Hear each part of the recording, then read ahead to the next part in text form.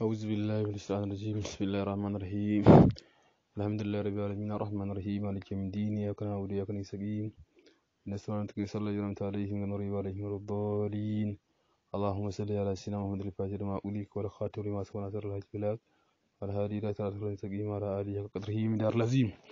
Yan uwa barkamu da warhaka, barkamu da sake saduwa a wannan channel taku mai albarka, wato Gajimare TV, gidan asrarai, gidan al'umma, wanda har kullum wannan channel take kokarin kawo muku ayyuka da wato da gunguna mujarrabai domin taimakon al'umma baki da addinin da suke faɗin duniya baki daya.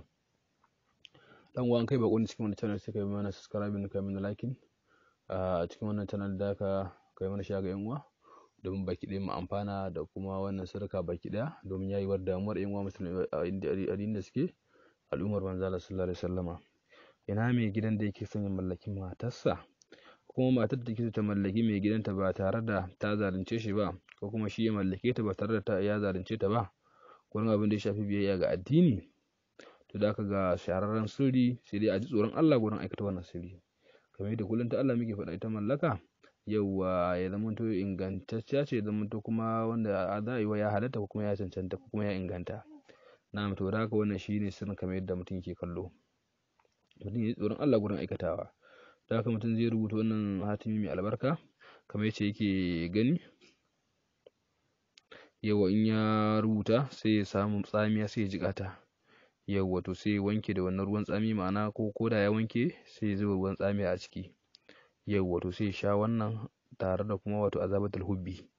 Ya zuba ita tsamiyar, ruwan tsamiyar bayan ya wanke rubutun sai ya zuba azabatul hubbi a ciki, to sai ya sha wannan rubutun.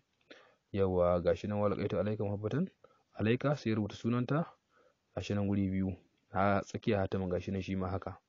Yawwa to in ya rubuta haka sai ya wanke. Yawwa in ya rubuta haka baki daya sai ya wanke. In ya wanke sai ya sha tare da sunanta kamar yadda yake gani. In kuma ita ce za ta yi masa sai ta rubuta da sunanta, kai da sunan sai ta sa sunansa a ciki. In kuma shine zai sai rubuta sunanta a ciki. Yawwa to wannan shine yadda ake yi.